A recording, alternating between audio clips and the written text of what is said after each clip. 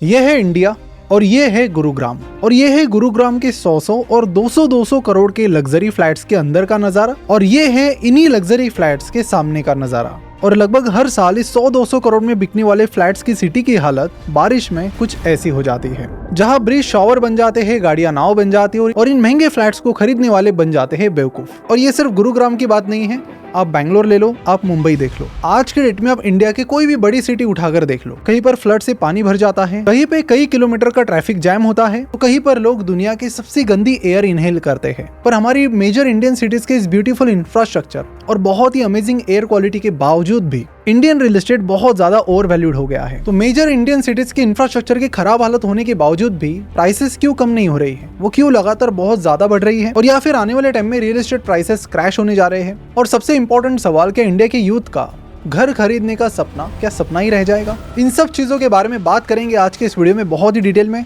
नमस्कार, मैं प्रसाद आपका आज की इस वीडियो में स्वागत करता हूँ। इस वीडियो को स्टार्ट करने से पहले एक सूचना देना चाहूंगा कि we have started our premium community, उन लोगों के लिए जो वेल्थ बनाने के लिए सीरियस है और स्टॉक रिसर्च को बहुत डिटेल में करना चाहते हैं, सीखना चाहते हैं। इस प्रीमियम कम्युनिटी में बहुत सारी चीजें होती है जिन्हें आप यहाँ ज्वाइन बटन पर क्लिक करके चेकआउट कर सकते हो। तो इस वीडियो में सबसे ज्यादा जो फोकस रहेगा वो डेटा और नंबर्स पर रहेगा और उसके बेसिस पर मैं सारे आपके सवालों के जवाब आपको दूंगा, तो बस बने रहिए। तो देखिए, किसी भी कंट्री में रियल एस्टेट महंगा है या सस्ता है ये कैसे पता किया जाता है? ऐसा नहीं कि भाई अचानक से करोड़ों के फ्लैट्स हो गए तो रियल एस्टेट महंगा हो गया।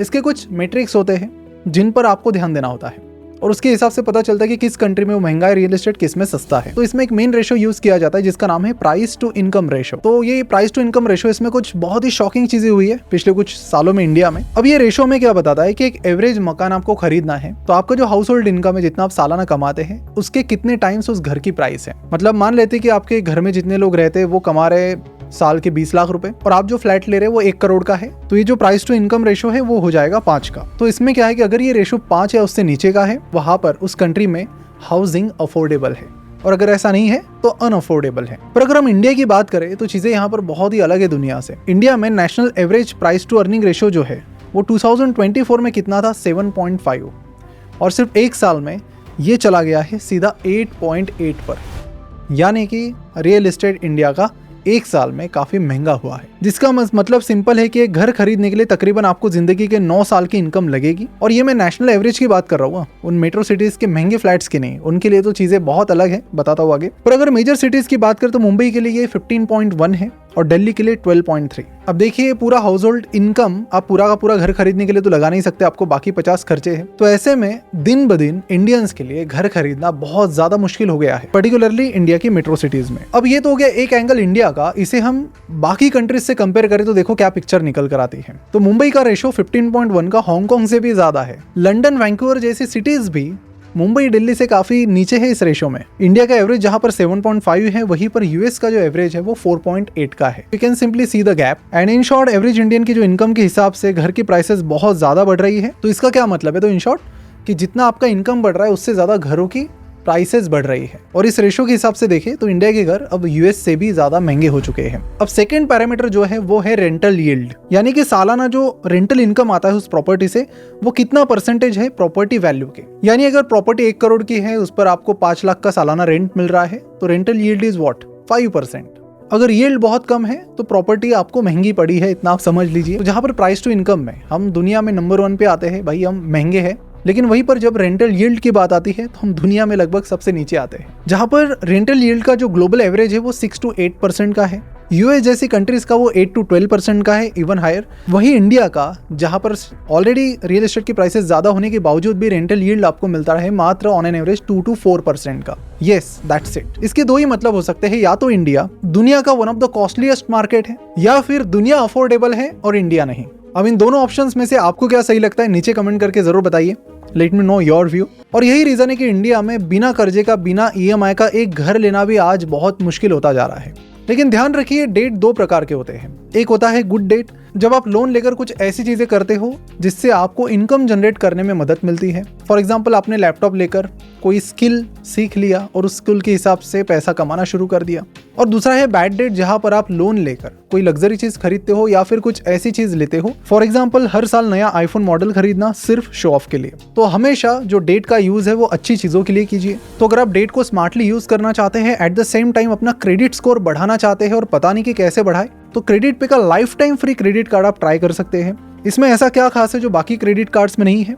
तो देखिए, एक life time free credit card होने के अलावा भी इसमें आपको मिलता है 2% कैशबैक ऑन यूपीआई स्पेंडिंग्स। साथ ही आप सेव कर सकते हो 2 rupees on every 100 rupees spend. और साथ ही जो क्रेडिट पे से आपको कैशबैक मिलता है, आप इसे इन सारे स्टोर्स में इस्तेमाल कर सकते हो बड़े आसानी से। लेकिन चीजें यहीं पर खत्म नहीं होती है, बिकॉज ये येस बैंक का इस क्रेडिट कार्ड है, तो आपको येस बैंक की तरफ से भी रिवॉर्ड्स यहाँ पर मिलते हैं जो एडिशनल है। जैसे कि फॉर एग्जाम्पल, अगर आप 200 रुपए की ऑनलाइन शॉपिंग करते हैं तो आपको 8 पॉइंट्स मिलेंगे। तो 200 रुपए की ऑफलाइन शॉपिंग करेंगे तो आपको 4 पॉइंट्स मिलेंगे। वहीं पर अगर आप यूटिलिटीज, इंश्योरेंस और गवर्नमेंट सर्विसेज पर 200 रुपीज स्पेंड करते हो तो आपको 2 पॉइंट्स मिलेंगे। और वहीं पर अगर आप सिर्फ गाड़ी के फ्यूल पर मंथली हजारों रुपए उड़ा देते हो तो ये कार्ड आपको देता है 1% fuel surcharge on fuel spends between 400 rupees to 5000 rupees. ये कार्ड लेने की बस 2 कंडीशंस है। आपकी सैलरी 25,000 रुपीज पर मंथ से ज्यादा होनी चाहिए और आपका सिविल स्कोर 720 प्लस होना चाहिए। और अगर आप सेल्फ एम्प्लॉयड हो तो उस केस में आपका ITR 7.5 लाख से ज्यादा होना चाहिए। तो आप तुरंत डिस्क्रिप्शन और कमेंट बॉक्स में दी गई लिंक पर क्लिक करके इस कार्ड के लिए अप्लाई कर सकते। आपको तुरंत 1000 रुपीज कैशबैक का ज्वाइनिंग बोनस मिल जाएगा। So what are you waiting for? इस life time credit card opportunity को बिल्कुल मिस मत कीजिए और इसका यूज सिर्फ गुड डेट के लिए कीजिए। चलिए बढ़ते हैं वीडियो की तरफ। अब ये हमारे जो पहले 2 डेटा पॉइंट्स है उन्हें देख के आपको समझ गया होगा कि भाई इंडिया का रियल एस्टेट मार्केट तो बहुत महंगा है, ये तो शायद बबल में है और ये बबल बस्ट हो सकता है, यानी प्राइसेस यहाँ पर क्रैश हो सकती है। राइट? रॉन्ग? तो देखिए, कई बार कोई चीज़ भले ही रियल एस्टेट हो या फिर शेयर हो, वो काफ़ी महंगे ट्रेड करते हैं, तो उसके बहुत सारे रीजंस होते हैं, कई बार वो वैलिड भी होते हैं। और इंडियन रियल एस्टेट को महंगा होने के पीछे कुछ रीजंस है जिन्हें समझना बड़ा जरूरी है किसी कंक्लूजन पर आने से पहले। तो पहला रीजन है अर्बन माइग्रेशन। तो देखिए, close to 37% Indians urban areas में रहते हैं, which is still very low, 52 crore, compare to China जहां पर 66% लोग रहते हैं, 93 करोड़ लोग। अब इसमें क्या हो रहा है कि जो टियर 2, टियर 3 रूरल एरिया के लोग जा रहे हैं मेट्रो सिटीज में। अब metro cities have limited spaces, limited buildings. अब इतने सारे लोग इन्फ्लो बढ़ रहा है। आप देखिए ना, किसी भी मेट्रो में पूरे के पूरे आजू बाजू के डिस्ट्रिक्ट्स, मतलब महाराष्ट्र में देखिए तो पुणे में पूरा महाराष्ट्र बैठा है, मुंबई में पूरा इंडिया बैठा है। इस तरह की सिचुएशंस आपको अलग अलग मेट्रो सिटीज़ में दिखेगी। और ये जो मेट्रो सिटीज़ है इनके पास भी लिमिटेड लैंड है। अब लैंड लिमिटेड है तो स्केर्सिटी है, सप्लाई डिमांड का गैप क्रिएट होता है। सेकंड रीजन ये है कि जो कंस्ट्रक्शन कॉस्ट है इंडिया में वो पिछले 5 सालों में 40% से बढ़ी है। ये सारी प्राइसेस पिछले कुछ टाइम में बढ़ी है, जैसे कि raw material, rising logistic and compliance expenses, cement और स्टील की प्राइसेस 35 to 57% बढ़ी है पिछले 5 सालों में, कॉपर 91% से बढ़ा है, लेबर कॉस्ट 150% से बढ़ी है 2019 से। यानी कि अगर घरों की प्राइसेस बढ़ रही है तो ये भी उसके पीछे एक रीजन है। और जो तीसरा रीजन है वो काफी इंटरेस्टिंग है, हाउसिंग सप्लाई क्राइसिस। यानी कि इंडिया में देखा जाए तो अफोर्डेबल हाउसिंग का करीब 94 लाख यूनिट्स का शॉर्टेज इंडिया में फिलहाल है और ये अगले 5 सालों में 94 लाख से 3 करोड़ तक जा सकता है। ऑन द अदर हैंड, जो लग्जरी हाउसिंग सेल्स है इंडिया में वो पिछले 4 सालों में 450% से बढ़ा है, लगभग हर साल तेजी से बढ़ रहा है। अब यहाँ पर एक डेंजरस डिस्कनेक्ट है कि अफोर्डेबल प्राइसिंग वाले हाउसेस कोई बनाना नहीं चाहता और लग्जरी हाउसेस की संख्या लगातार बढ़ती जा रही है। तो कोविड से पहले अफोर्डेबल हाउसिंग का सप्लाई एंड डिमांड का जो रेशो था वो 1.05 का था, मतलब जितनी डिमांड थी उतना सप्लाई भी था। लेकिन अब ये रेशो चला गया है 0.36 पर, यानी कि अगर 3 घर अफोर्डेबल चाहिए तो 1 ही मिल रहा है। यानी कि एक बहुत बड़ा मिसमैच यहाँ पर है कि लोगों को चाहिए अफोर्डेबल हाउसिंग और बिल्डर्स बना रहे हैं लग्जरी हाउसेस। तो ऐसे में अगर कोई अफोर्डेबल हाउसिंग बना भी रहा है तो डिमांड इतनी ज़्यादा है और सप्लाई डिमांड का शॉर्टेज इतना ज़्यादा है कि उनकी प्राइसेस भी बहुत तेज़ी से बढ़ रही है। तो आपको यहाँ पर लग रहा होगा कि यहाँ पर गवर्नमेंट कुछ क्यों नहीं करती, उन्हें तो और अफोर्डेबल हाउसेस बनाने चाहिए, राइट? पर शायद गवर्नमेंट कुछ और चीज़ों पर बिजी है, क्योंकि रियल एस्टेट की प्राइसेस बढ़ने के लिए एक और रीज़न भी है और वो है गवर्नमेंट द्वारा लगाए गए टैक्सेस। निरंजन हीरानंदानी, जो कि फाउंडर और MD है हीरानंदानी ग्रुप के, उन्होंने कहा है कि टैक्सेस किसी भी हाउसिंग कॉस्ट के 50 to 55% हो रहे हैं मुंबई जैसी सिटी में। यानी कि 1 करोड़ का अगर घर है तो 50 to 55% उनके अनुसार सिर्फ टैक्सेस में ही जा रहे हैं। जब वो बिल्डर लैंड खरीदता है तब टैक्सेस पे करने हैं, परमिशन के लिए फीस पे करनी है, FSI charges, GST on raw material, registration charges और बहुत सारे चार्जेस। और उन्होंने तो सीधे गवर्नमेंट पर आरोप लगाया कि गवर्नमेंट की वजह से हम अफोर्डेबल हाउसिंग आज नहीं दिला पाते लोगों को। लेकिन अभी रिसेंटली गवर्नमेंट ने जीएसटी यहाँ पर कुछ कम किया है, तो उसका कुछ बेनिफिट ज़रूर पास ऑन होगा। लेकिन और भी चीज़ें यहाँ पर गवर्नमेंट को करने की ज़रूरत है इंडिया में अफोर्डेबल हाउसिंग लाने के लिए। तो क्या इंडियन रियल एस्टेट क्रैश करेगा? मुझे तो ऐसा नहीं लगता। प्राइस में करेक्शन शायद हो सकता है, लेकिन crash I don't think so. कारण क्या है इसके? तो जो मैंने बताए, और इसके अलावा एक और रीज़न है जो मुझे लगता है कि इंडिया की पॉपुलेशन के हिसाब से इंडिया में बहुत कम मेजर सिटीज़ हैं। तो जब भी किसी इंडियन किसी सिटी में जाता है, जैसे कि मुंबई, वहाँ की डिमांड बढ़ जाती है।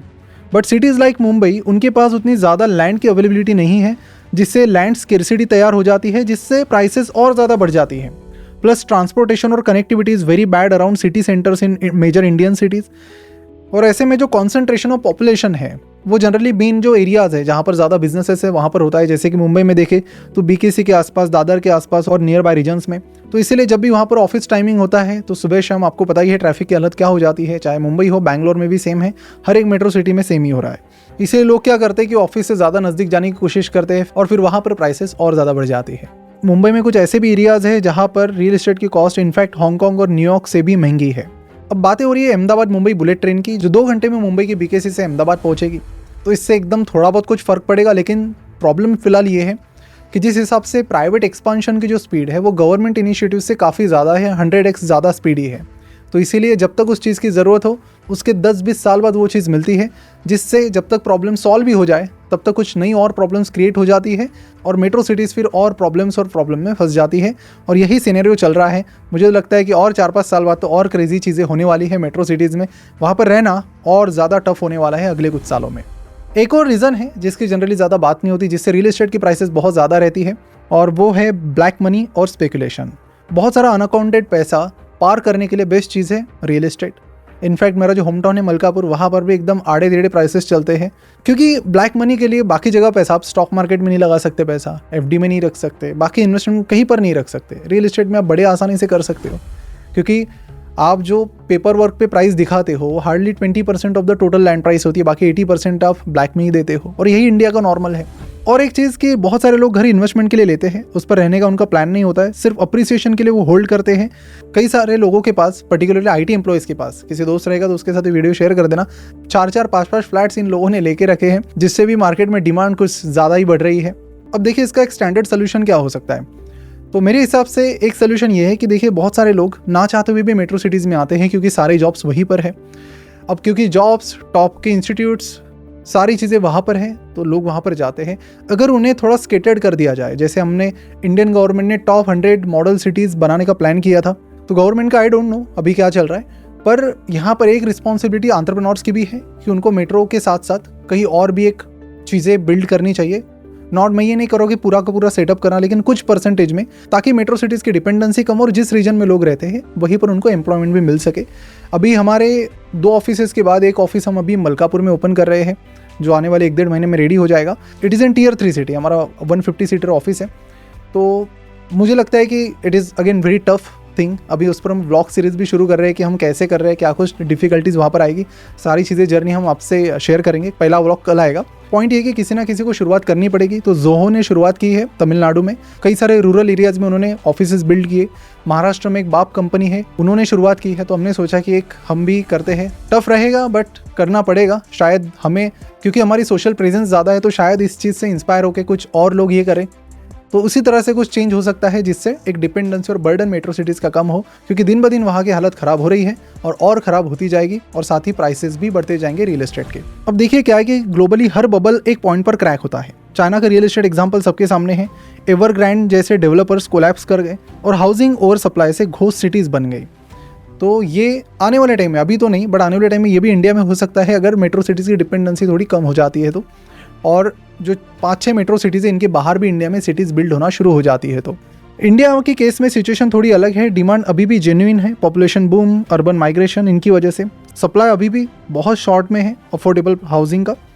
इसलिए इस तरह का मार्केट क्रैश अभी 1-2 सालों में तो मुझे पॉसिबल नहीं लगता है। तो आई होप रियल एस्टेट का पिक्चर आपके सामने बड़ा क्लियर हो गया होगा विद डेटा। इनफैक्ट आपको क्या लगता है, आपका क्या व्यू है इंडियन मेट्रो सिटीज़ पर, कैसे हम उनसे डिपेंडेंसी कम कर सकते हैं, नीचे कमेंट करके ज़रूर बताइए। और मिलते हैं अगले वीडियो में। और जाते थे क्रेडिट पे को ज़रूर चेकआउट कीजिए, लिंक इनके नीचे डिस्क्रिप्शन और कमेंट बॉक्स में दी गई है। आपका क्रेडिट स्कोर बढ़ाने के लिए भी ये कार्ड बहुत अच्छा है, बिकॉज एनुअल फी इनकी बिल्कुल भी कुछ नहीं है, हिडन चार्जेस भी नहीं है। और सारी चीज़ें ट्रांसपेरेंटली आपको नीचे दी गई लिंक पर मिल जाएगी। So don't miss out on this offer. Thank you so much for watching this. मिलते हैं अगले वीडियो में।